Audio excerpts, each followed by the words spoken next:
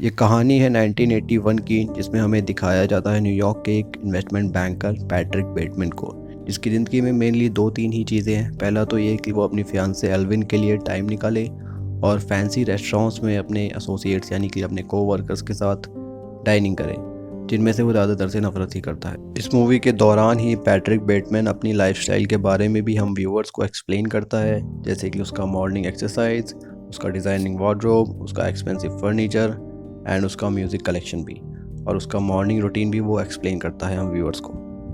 Bateman के colleagues अपने आप को सुपीरियर दिखाने के लिए एक दूसरे को अपने बिजनेस कार्ड्स दिखाते हैं। बेटमैन अपने कॉलीग पॉल एलन के कार्ड को देख के बहुत गुस्सा हो जाता है, क्योंकि पॉल एलन बेटमैन से सुपीरियर होता है।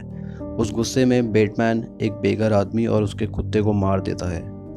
एक क्रिसमस पार्टी के दिन बेटमैन पॉल एलन के साथ डिनर का प्लान बनाता है। पॉल एलन भी इनविटेशन को एक्सेप्ट कर लेता है। बेटमैन पॉल को दारू पिला देता है और उसे अपने अपार्टमेंट में ले आता है। वहाँ वो एक गाना चलाता है, हिप टू बी स्क्वायर नाम का। बेटमैन पॉल को उस गाने की अच्छाइयाँ बताता है उसे मारने से पहले। फिर बेटमैन पॉल को बिल्कुल साफ कुल्हाड़ी से मार देता है।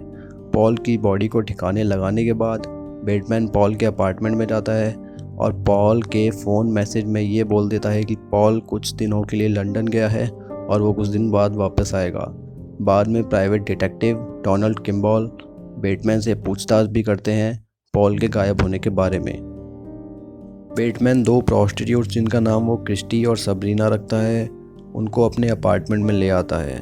सेक्स करने के बाद बेटमैन अपने कुछ टूल्स निकालता है जिनसे वो लोगों को हार्म करने के लिए यूज़ करता है। कुछ देर बाद हम उन दोनों को वहाँ से जाते हुए देखते हैं, पर हम क्लियरली देख सकते हैं कि उनके खून निकल रहा होता है। इससे हमें ये मालूम होता है कि उन टूल्स का उसने उन दोनों के ऊपर यूज़ किया होता है। नेक्स्ट सीन में हम देखते हैं कि बेटमैन अपने कोवर्कर्स के साथ एक रेस्टोरेंट में बैठा होता है। तभी उसका एक कॉलीग लुइस कैरुथर्स वहाँ आता है और सबको अपना नया बिजनेस कार्ड दिखाता है। उस बिजनेस कार्ड पे लिखा होता है वाइस प्रेसिडेंट। उसके बिजनेस कार्ड को देख के बेटमैन को बहुत गुस्सा आता है और वो लुइस को मारने के लिए रेस्टरूम में चला जाता है। वहाँ जैसे ही वो लुइस का गला दबाने वाला होता है, लुइस उसे बताता है कि वो उससे कितना प्यार करता है। फिर बेटमैन गुस्से में वहाँ से चला जाता है। फिर कहानी में हम आगे देखते हैं कि बेटमैन अपनी सेक्रेटरी जीन को अपने अपार्टमेंट में ड्रिंक्स के लिए इनवाइट करता है, और जब जीन वहाँ जाती है तो वो दोनों बातें करते हैं।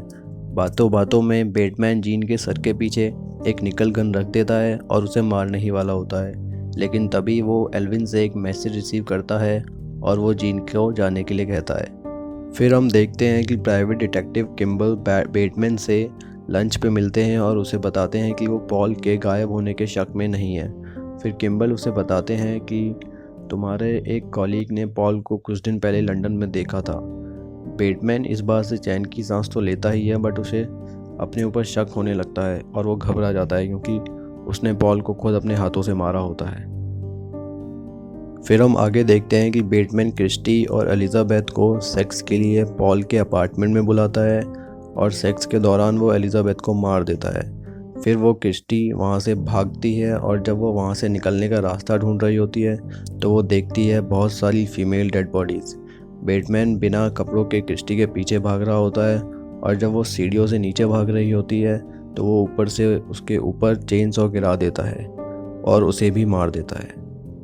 फिर हम आगे देखते हैं कि बेटमैन अपनी फियांसे एल्विन के साथ अपनी एंगेजमेंट तोड़ देता है। उसी रात वो एक एटीएम को यूज़ करता है और एक बिल्ली को वहाँ देखता है। फिर वो जैसे ही एटीएम की स्क्रीन को देखता है, उस पर लिखा होता है फीड मी अ स्ट्रे कैट, इसका मतलब मुझे एक बिल्ली खिलाओ। जैसे ही वो उस बिल्ली को मारने वाला होता है, एक औरत उसे रोकने की कोशिश करती है। फिर वो उस औरत को भी मार देता है और वो बिल्ली को मार ही चुका होता है। फिर पुलिस उसके पीछे पड़ जाती है। फिर वो 4 पुलिस ऑफिसर्स को भी मार देता है। अपने ऑफिस की तरफ भागते हुए वो एक दूसरी गलत बिल्डिंग में घुस जाता है और वहाँ के सिक्योरिटी गार्ड और जैनिटर को भी मार देता है। फिर वो एक ऑफिस में घुस जाता है जो कि उसे लगता है उसका ही है।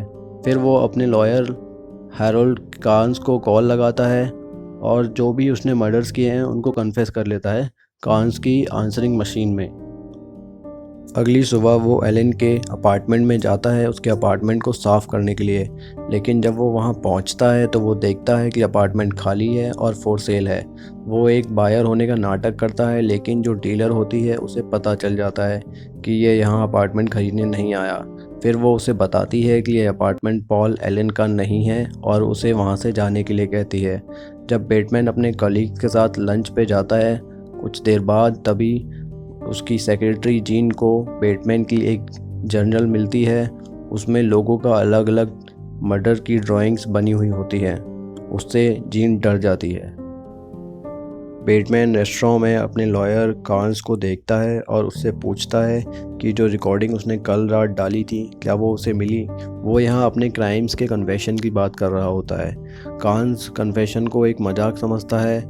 बैटमैन इस बात से परेशान हो जाता है और कार्न्स के सामने दोबारा कन्फेस कर लेता है वहीं, लेकिन कार्न्स उसे बताता है कि ये पॉसिबल ही नहीं है क्योंकि वो पॉल एलन के साथ कुछ दिन पहले लंच कर चुका होता है। बैटमैन कन्फ्यूजन में हो जाता है और थक चुका होता है। फिर वो अपने दोस्तों के पास चला जाता है। वहाँ वो रोनाल्ड रेगन के बारे में डिस्कस कर रहे होते हैं। रोनाल्ड रेगन तब के प्रेसिडेंट थे यूएसए के, और वो डिस्कस कर रहे होते हैं कि क्या वो एक हार्मलेस इंसान है या कोई साइकोपैथ है। फिर हम पैट्रिक का वॉइस ओवर सुनते हैं जिसमें पैट्रिक बोलता है कि जो पनिशमेंट उसे मिलनी चाहिए थी वो उसे नहीं मिली और उसका कन्फेशन बेकार हो गया, अब उसका कोई मतलब नहीं है। इन द एंड मूवी इस कन्फ्यूजन में ख़त्म होती है कि क्या पैट्रिक बैटमैन एक सही में मर्डर था या फिर ये सारी किलिंग्स सिर्फ उसके दिमाग की रचनात्मक चीज़ें थी।